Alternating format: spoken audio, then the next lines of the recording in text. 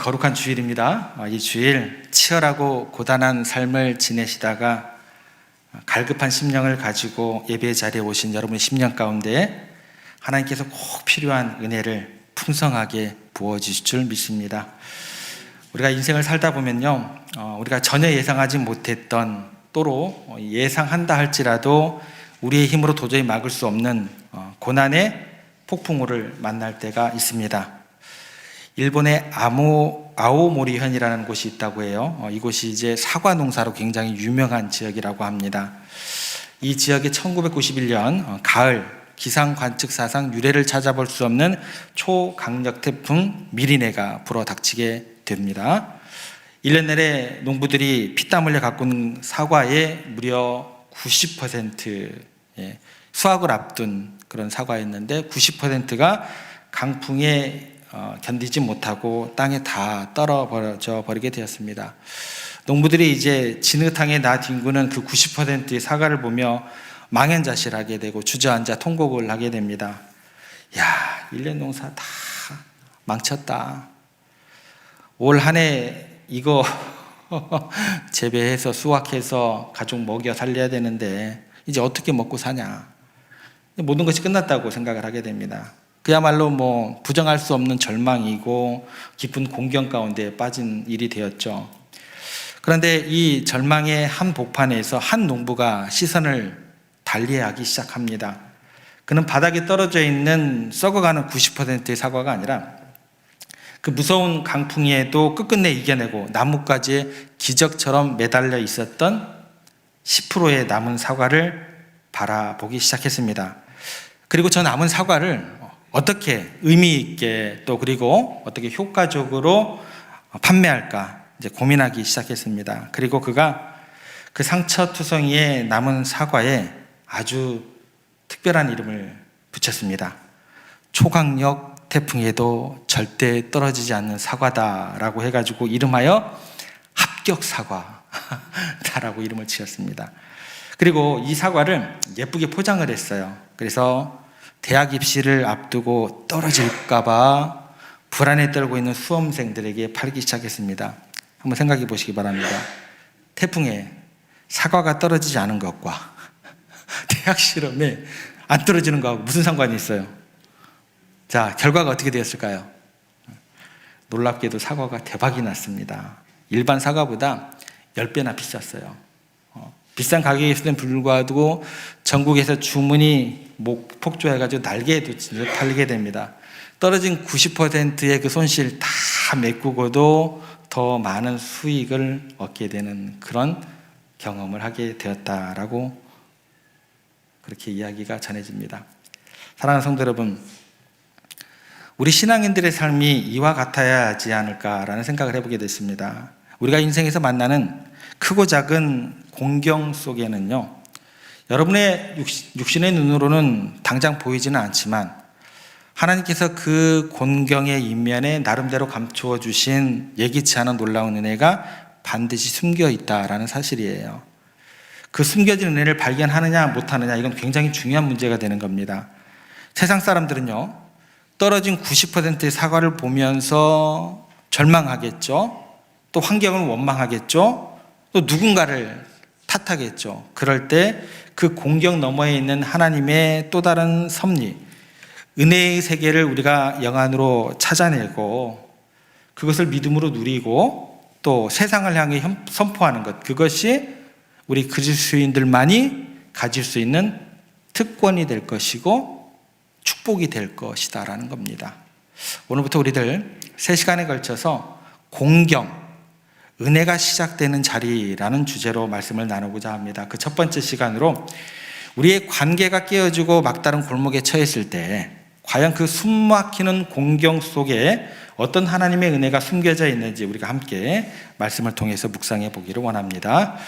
오늘 우리가 펼쳤던 창세기 44장 오랜만에 돌아왔고 43장이 오늘 마지막 시간이 될 겁니다.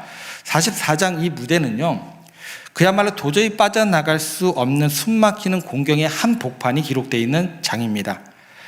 야곱의 가족에게 시작된 건 뭐예요? 7년의 대흉년이 시작이 되었습니다. 그게 찾아왔어요. 먹을 것이 없어서 온 가족이 굶어죽지 않으려고 야곱의 아들들이 머나먼 길을 떠났습니다. 그게 이집트까지 찾아오게 되었다라는 거예요. 그런데 그곳에서 엎친 데 덮친 격으로 예상하지 못했던 함정에 빠지게 됩니다. 우여곡절 끝에 곡식을 겨우 구해서 고향으로 돌아가는 길이었는데 애굽 총리의 군사들이 쫓아와 가지고 그들의 짐을 뒤지기 시작을 해요. 그런데 하필이면 아버지 야곱이 생명처럼 아끼는 막내 동생 베냐민의 곡식 자루에서 애굽 총리의 은잔이 발견되게 됩니다. 변명할 수도 없고 명백한 증거가 발견되게 된 거죠. 이제 꼼짝없이 그들에게 처해진 운명은 딱 두 가지입니다. 베냐민은 애굽의 노예로 평생 썩어야 되는 것이고, 나머지 형제들은 도둑 누명 쓰고 죽임을 당할지도 모른다는 절체절명의 공경에 빠지게 된 겁니다. 피할 수가 없는 거예요. 여러분, 여기서 이제 우리가 생각을 해보기 시작해야 됩니다. 내가 짓지도 않은 죄 때문에 억울하게 공경에 처했을 때, 이게 지금 그들에게 닥친 그 일이잖아요. 내가 짓지도 않은 죄 때문에 억울하게 공경에 처했을 때 우리의 입에서 가장 먼저 터져나오는 질문이 뭘까요? 저를 바라보지 마시고 제가 여러분들에게 질문한 겁니다. 그치? 뭘까요? 도대체 누가 나한테 이런 짓 한 거야? 그렇죠? 내가 뭘 잘못했는데 이런 재수없는 일이 내게 일어나는 거야. 누군가를 원망하고 환경을 탓하는 것, 우리들의 본능이다라는 겁니다. 그런데 우리가 이제 이 억울한 지점에서 세상 사람들과 다른 굉장히 중요한 질문을 하나 더 던질 수 있어야 된다라는 거예요. 이 엄청난 공경은요, 형제들 스스로 자초한 게 아니죠. 형제들이 야, 우리가 저거 도둑질하자, 그들 스스로 결정해서 벌인 게 아니에요. 그들이 스스로 만들어낸 결과가 아니다라는 거예요. 애굽의 총리였던 요셉이 자신의 청지기에게 명령을 해가지고 은잔을 몰래 집어넣은 거예요. 형들 입장에서는 뭐예요? 완벽하게 뭐예요? 뒤통수 맞은 거예요. 완벽하게 당한 거예요. 너무나 억울한 일이다라는 거예요. 부정할 수 없습니다. 그렇다면 여기서 끝내야 되느냐? 억울해 죽겠네, 완전히 당했다, 여기서 끝내야 되냐는 거예요. 아니요. 여기서 우리의 시선을 요셉에게서 머물지 말고 하늘로 향할 수 있어야 된다는 거예요. 그러면 요셉이 몰래 은잔을 넣도록 그렇게 지시를 했을 때, 아니 역사의 주관자 되시는 하나님은 도대체 뭐하고 계셨는데, 졸기라도 하셨나? 주무셨나? 왜 그거를 막지 않으셨는데? 이 질문까지 연결을 시킬 수 있으셔야 돼요. 지금 불쌍한 사람은 누구예요? 형제들이잖아요. 배가 고파 굶어 죽게 생겨서 그 먼 길을 와서 이집트를 왔잖아요. 근데 무슨 잘못을 했다고 그 함정에 빠뜨리냐는 거예요. 하나님 뭐 하고 있었냐는 거예요. 하나님 왜 이 불쌍한 형제들을 이토록 가혹하고 억울한 공경 속으로 왜 처음 밀어넣냐는 거예요. 왜 이 일을 허락하셨냐는 거예요. 그것도 요셉을 통해서. 이것이 바로 이해할 수 없는 고난의 밤을 지날 때 우리가 하나님을 향해서 던져야 될 질문이 되셔야 됩니다. 아무 생각 없이 있으시면 안 돼요. 질문을 던지세요. 이게 첫 번째 질문이 되셔야 돼요. 우리가 인생에서요, 도저히 이해할 수 없는 상황을 만나면 내가 운이 없어서 그렇다, 어쩌다 보더니 이런 일이 일어났다, 우연히 일어났다, 질문 안 던지면 그렇게 생각하고 넘어가시다라는 거예요. 견딜 수 있어요? 못 견딥니다. 여러분 스스로 그 상황에 대해서 판단하고 질문 안 하면 못 견디는 거예요. 그 질문을 던지면 성경은 여러분들에게 어떻게 대답을 하냐면, 결코 우리 인생에 우연이라는 것은 단 1%도 존재하지 않는다라고 선포를 하게 됩니다. 마태복음 10장에서 그래서 예수님께서 참새 한 마리가 땅에 떨어지는 것조차도 하나님 아버지의 허락 없이는 결코 일어날 수 없다라고 분명하게 말씀을 해주십니다. 그렇다면 지금 이 형제들이 겪고 있는 이 기가 막힌 공경 역시 무슨 얘기가 되는 거예요? 어쩌다 우연히 나빠서 걸려든 그런 상황이 아니다라는 거예요. 이 답답하고 힘든 배후에는 이들을 향한 하나님의 치밀하고도 놀라운 계획이 분명히 숨어 있다라는 이야기가 되는 겁니다. 그렇다면 그 하나님의 계획이 뭘까 궁금해집니다. 왜 이 공경을 그 불쌍한 형제들에게 허락했냐라는 거예요. 이 하나님의 계획이 무엇인지 알기 위해서는 우리는 시간을 거꾸로 20년 전으로 다시 한번 돌려보겠습니다. 오래전 이 형제들은요, 아버지의 사랑을 독차지한 요셉이 미웠어요. 그래서 시기하면서 깊은 구덩이에 던졌다가 이것도 안 되겠다 싶어가지고 이방 상인들에게 노예로 팔아버리게 됩니다. 그리고 아버지 야곱에게는요, 짐승에게 찢겨 죽었나 봐요 라고 하면서 그 증거로 피 묻은 요셉의 옷을 내밀고 거짓말을 했습니다. 그 후로 20년이 가까운 세월 동안 그들의 가정은 겉으로는요, 아무 일이 없었던 것처럼 시간이 흘러가게 돼요. 평온해 보입니다. 그런데 속으로는 뭐예요? 말할 수 없는 죄책감, 서로를 향한 불신, 서로를 향한 보이지 않는 차가운 벽으로 단절되어 있었던 20년의 시간을 지내게 되는 거예요. 적당히 덮어준 상처를 안고 비정상적으로 가족으로 살아온 것이다라는 거예요. 형제도 스스로 그러겠죠. 스스로 지나간 일은 지나간 건데 시간이 약이야. 그냥 시간 때워. 그죠? 그러면서 스스로를 속이며 살아질지 모르겠습니다. 겉으로는 문제가 있어요, 없어요? 아무 문제 없는 것처럼 평온하게 보이더라는 거예요. 하지만 인간의 속마음을 깊이 꿰뚫어 보시는 하나님의 입장은 달랐습니다. 하나님이 이 가정의 진짜 상태를 정확히 아셨어요. 배고파 굶어 죽는 것 그들에게 중요하지만 그것보다 더 중요한 문제가 있었다라는 거예요. 그것보다 더 무서운 것은 형제 간에 끼어진 관계가 또 진정한 회개와 용서가 없이 그냥 적당히 포장된 채 그렇게 굳어지게 되면 하나님의 계획이 다 망가지는 거예요. 이스라엘이라는 하나님의 그 언약의 백성들을 만들기 위해 그 시작점이 어디예요? 지금 여기예요. 야곱의 가문이에요. 언약의 가문 전체가 모래성처럼 무너진다는 것을 하나님께서는 보고 위기의식을 느끼셨다라는 거예요. 그래서 누가 움직이기 시작하신다고요? 하나님께서 직접 움직이기 시작하십니다. 먼저는 뭘로 움직이셨어요? 7년 대흉년으로 거대한 환경의 바람을 일으키셨습니다. 그리고 오늘 본문에서는 어떤 환경을 만들어 가세요? 막내 베냐민의 자루에서 은잔이 나오게 되는 이 기가 막힌 공경을 통해서 피할 수 없는 환경으로 그들을 내모시게 되더라는 거예요. 그럼 여러분, 이건 어떤 결과가 되는 거예요? 저주예요? 아니죠. 니들 망해라 라는 심판이에요? 그것도 아니에요. 오히려 덮어두었던 20년 전의 상처 정직하게 대면하게 함으로 마침내 진정한 회개와 화해 이루어내시는 하나님의 놀라운 사랑의 계획, 은혜의 무대가 지금 펼쳐지고 있는 겁니다. 자, 그러면 이 하나님의 그 치밀한 계획 속에서 이제 요셉과 형들이 도망갈래야 도망갈 수가 없게 됐어요. 근데 마주하게 되었어요. 마주 서게 됩니다. 그 진실 앞에 서야 돼요. 모두가 공포에 질려 엎드려 있는 이 숨막히는 긴장감 속에서 애굽의 총리인 요셉이 드디어 먼저 침묵을 깨고 이야기를 시작합니다. 그리고 형들에게 정말 파격적인, 우리들이 생각하기에는 할 수 없는 그런 결단의 이야기를 제안을 하게 됩니다. 그게 17절 본문입니다. 어떤 파격적인 제안을 하는지 17절 말씀 저희들 같이 읽겠습니다.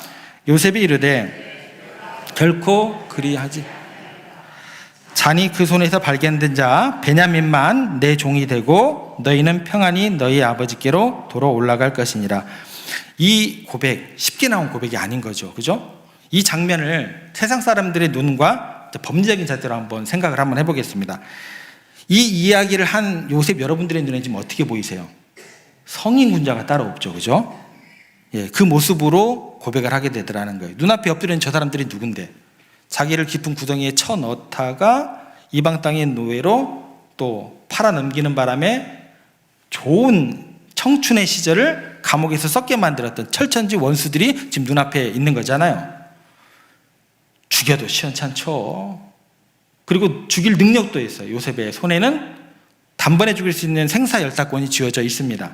그런데 요셉이 피해 보복을 하지 않겠다라고 이야기를 해요. 내가 너희들 다치지 않게 할 테니까 조용히 아무 탈 없이 고향으로 평안히 가라. 살 길을 열어준 거예요.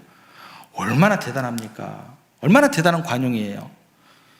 자기를 죽이려 했던 자들을 살려주었으니까 이처럼 훌륭한 자비가 없습니다. 요셉과 형들의 과거의 관계로만 본다면 이보다 더 세련되고 합리적인 해결책은 없어 보입니다. 요셉이 인간으로서 살 수 있는 최고의 인내를 한 거고 최선의 선택을 한 것, 이것을 보여주는 구절입니다. 우리들도 마찬가지예요. 신앙생활하면서 이런 요셉과 같은 종류의 처세를 나의 최종 목적지로 설정을 하는 경우가 굉장히 많아요. 이걸 굉장히 훌륭한 용서의 완성이라고 생각할 때가 많습니다.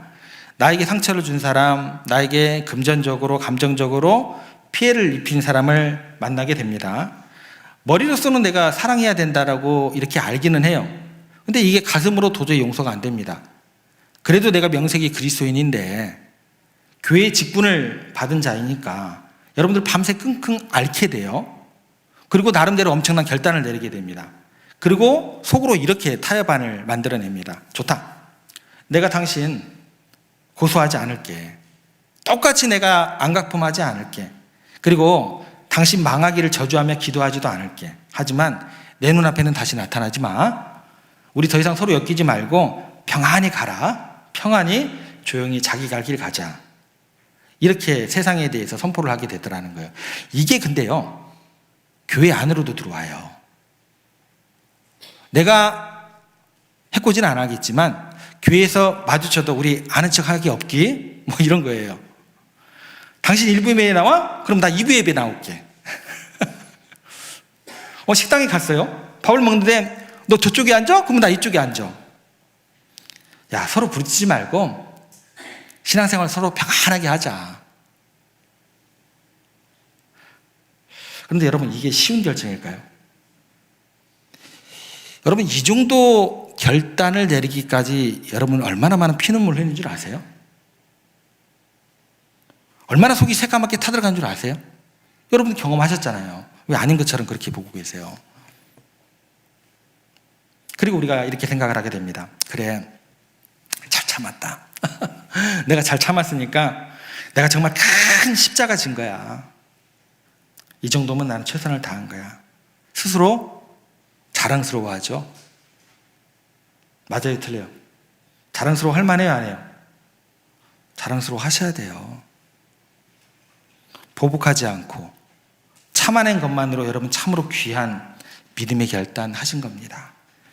하나님께서도 여러분의 그 아픈 인내, 눈물 다 알고 칭찬해 주실 겁니다.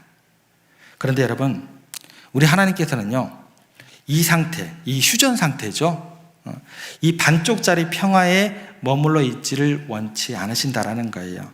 그래서 하나님께서 어떤 마음을 가지시냐면 아쉬워하세요. 여러분들이 잘못했다는 게 아니에요. 이 지점에서는 어떻게 하신다고요? 뭔가 하나가 아쉽다. 이 마음을 하나님께서 여러분들에게 품으신다는 거예요. 왜냐하면 이 결정 가운데는요, 가장 중요한 한 가지가 빠져있기 때문에 그래요. 그것이 뭐냐면 아버지의 마음입니다. 아버지의 마음.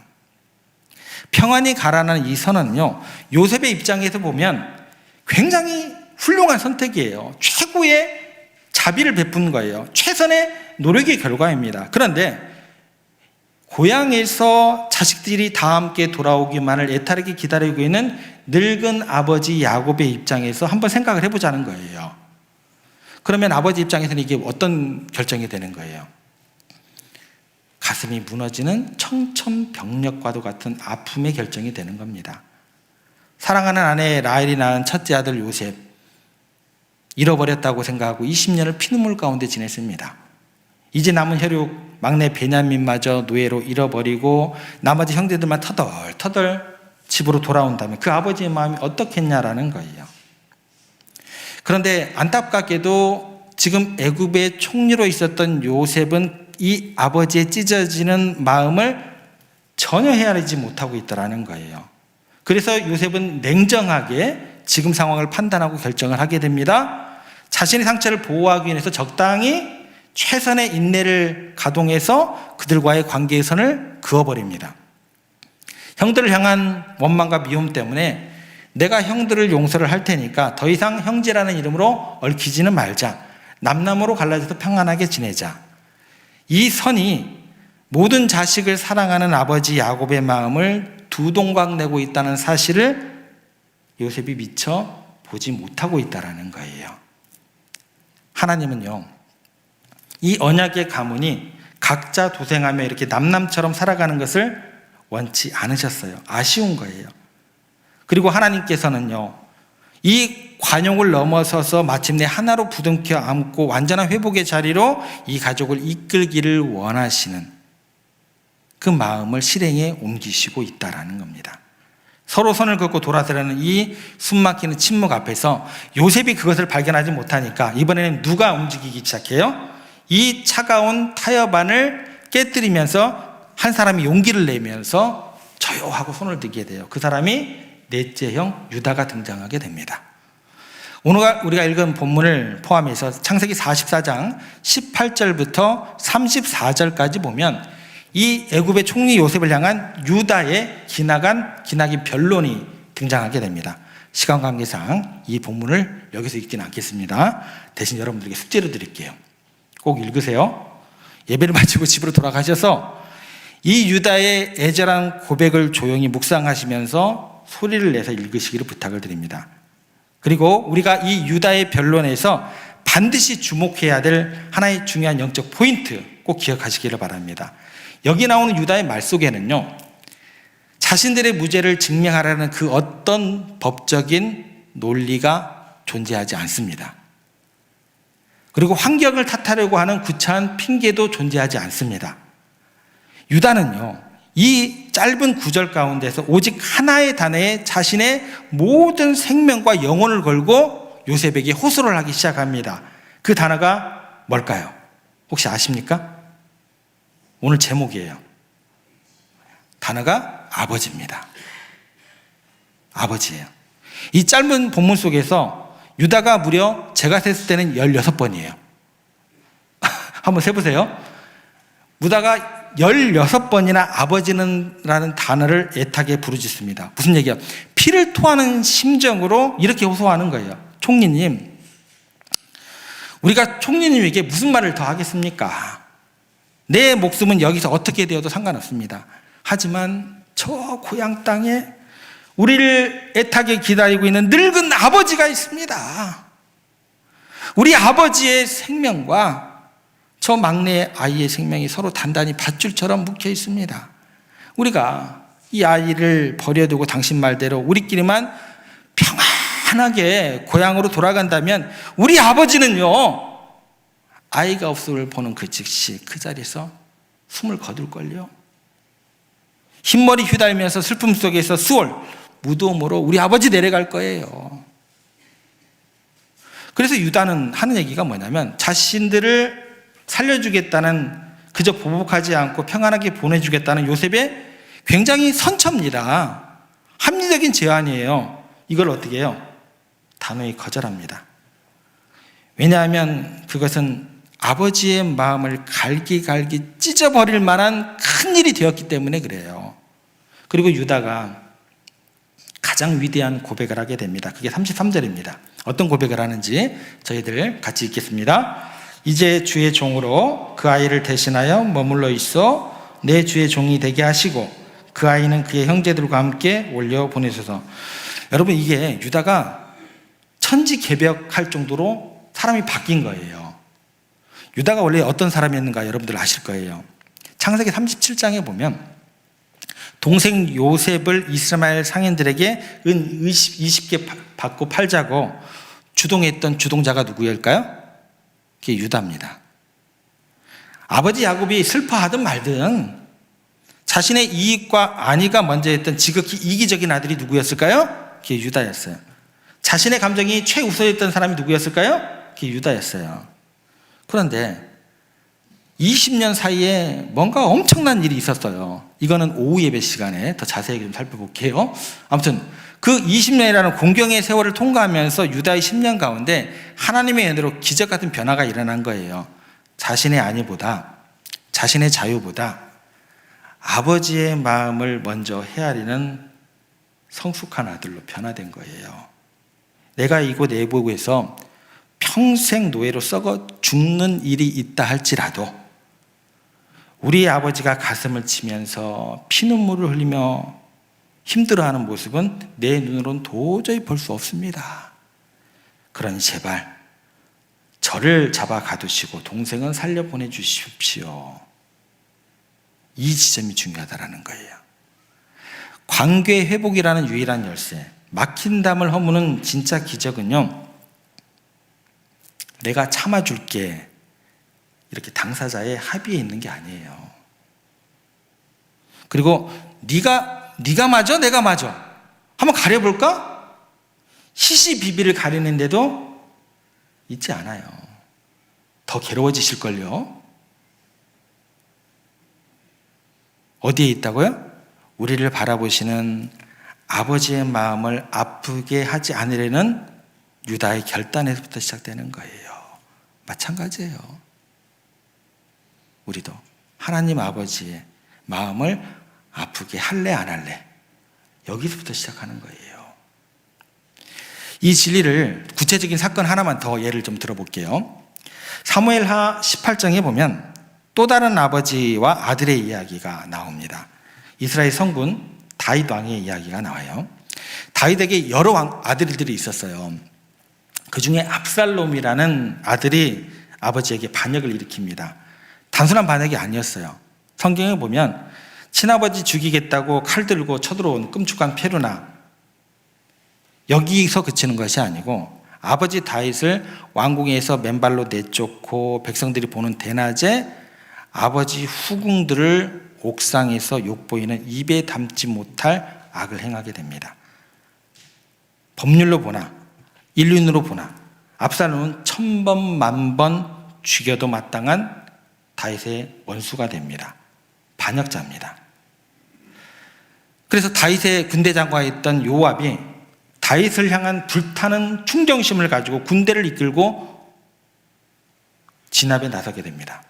그리고 도망치다 상수리 나무에 머리털이 걸려가지고 매달린 압살롬의 심장에 가차없이 3개의 창을 꽂아서 그를 처참하게 찔러 죽입니다. 요압의 입장에서는 뭐예요? 완벽한 승리예요. 정의가 실현된 거예요. 왕의 원수를 갚은 통쾌한 순간이 되더라는 거예요. 그래서 기쁨 가운데서 다윗 왕에게 최고의 충성을 다했다고 자부하면서 당당하게 승전보를 보고하러 돌아가게 됩니다. 그런데 여러분, 반역자 압살롬을 죽었다고 승전보를 전해드린 다윗의 반응이 어떠했을까요? 전혀 기뻐하지 않았습니다. 원수를 갚았다고 잔치를 벌리지도 않았어요. 사무엘하 18장 33절에 보면 다윗이요, 성문 위층으로 올라가지고 몸을 가누지 못하고 애통하며 다음과 같이 통곡을 하게 됩니다. 같이 읽겠습니다. 내 아들 압살롬아, 내 아들 압살롬아, 차라리 내가 너를 대신하여 죽었다면 압살롬 내 아들아 내 아들아 하였더라. 이게 누구의 마음이에요? 이게 아버지의 마음이에요. 비록 자신을 향해서 칼을 겨눈 페루나요, 법적으로 죽어 마땅한 죄인이지만 아버지에게는 그저 불쌍하고 가여운 뭐예요? 내 새끼예요. 내 새끼였을 뿐이에요. 군대 장관 요압은요, 율법적으로 법적으로 완벽하게 맞습니다. 공의를 실현했어요. 근데 한 가지 놓친 게 뭐예요? 아버지의 마음을 몰랐습니다. 다윗 왕이요, 요압 장군이 압살롬을 이렇게 진압하러 갈 때 다른 부탁 안 했어요.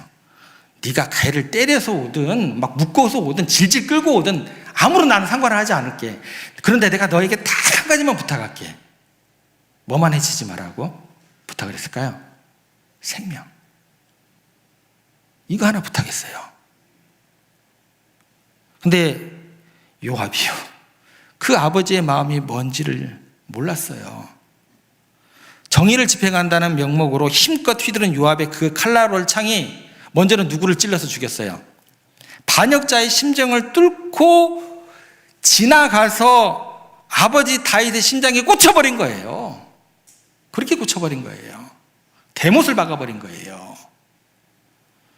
그날 이후로 어떻게 이 두 사람의 관계가 진행되냐면 다윗의 마음에 요압이 충성스럽다, 충성스럽지 않다라는 그 개념은 없는 거예요. 충성스러운 부하는 맞아요.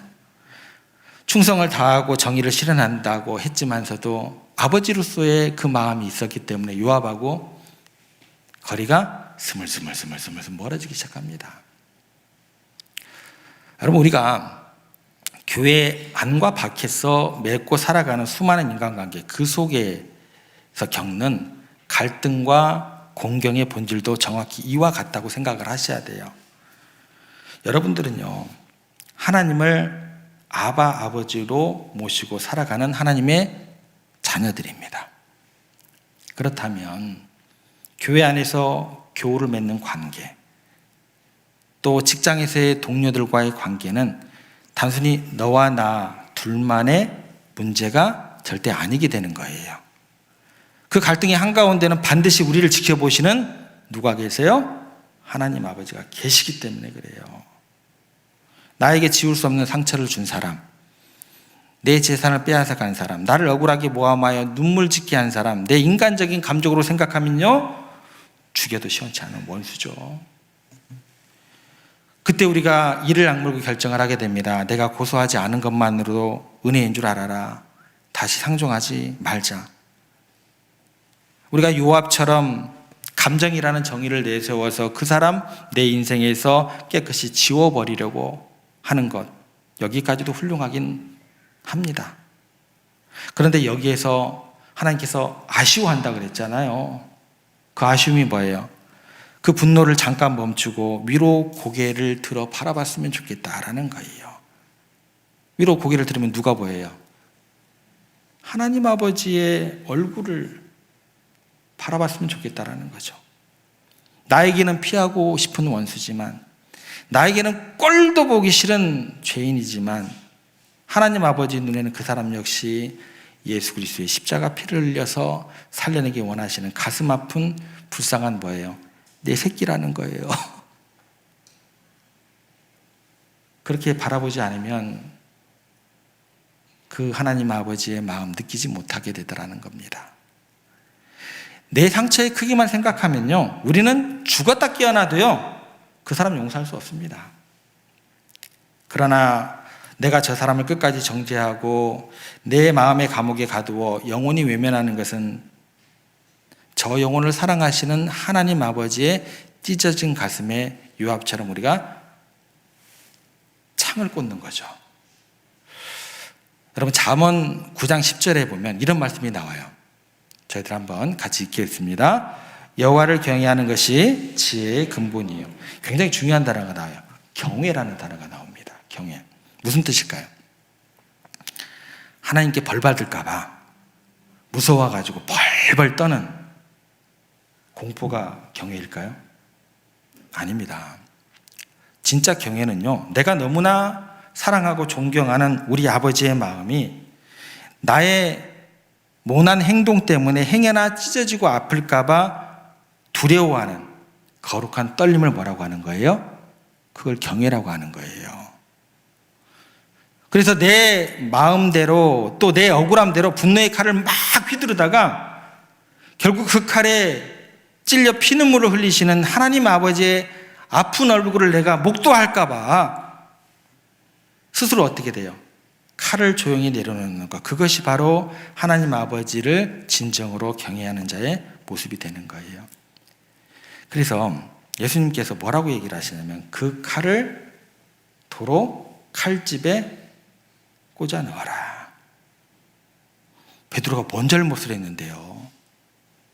예수님 잡아 죽이겠다고 온 사람들, 그 사람들로부터 예수님 보호하려고 칼을 빼서 휘둘렀잖아요. 그런데 그 칼을 칼집에 꽂아 넣어라. 왜요? 하나님 아버지의 마음이 어떤 것인가 아시기 때문에 그렇죠. 여러분, 정말로 하나님 사랑하십니까? 정말로 하나님 아버지를 경외하십니까? 그렇다면 나의 감정과 나의 억울함보다 먼저 나를 구원하신 하나님 아버지의 마음을 헤아리는 것, 이걸 우리는 지혜다라고 하는 거예요. 하나님, 내 인간적인 마음으로는요, 저 인간 도저히 용서가 안 됩니다. 그러나 하나님 저 사람을 사랑하시니까, 하나님 아버지가 저 영혼 때문에 아파하시니까 나를 위해 십자가를 지신 내 아버지의 마음을 더 이상 내가 아프지 않게 하기 위해서 내가 먼저 십자가 지고 용서하겠습니다. 내가 먼저 손 내밀겠습니다. 이걸 진짜 용서라고 하는 겁니다. 이것이 은혜를 아는 자의 삶이고 성숙한 그리스도인들의 모습이 되는 겁니다. 유다가 아버지를 위하여 내가 대신 종이 되겠습니다 라고 십자가를 지기로 결단을 했을 때 얼어붙은 요셉의 마음이 무너지고 형제들이 부둥켜 안고 되는 놀라운 화해의 기적이 일어나게 됩니다. 우리 안에 이 십자가에 용서와 화해가 일어나길 소망해 봅니다. 우리가 하나님 아버지의 마음을 품고 나를 낮추어 십자가를 질 때 공경은 변하여 기적이 되고 절망은 변하여 놀라운 회복의 찬양이 될 줄로 믿습니다. 이번 한 주간, 이번 사순절 기간 동안 내 감정에 날카로운 칼날 조용히 다시 칼집에 꽂기를 노력하시면서 하나님 아버지의 따뜻한 시선으로 내 주변에 정말 꼴보기 싫은 그 사람들 바라보시면서 먼저 화해의 손을 내미시는 은혜와 축복의 주인공 세종의 모든 권속들 되시기를 주님의 이름으로 축복합니다.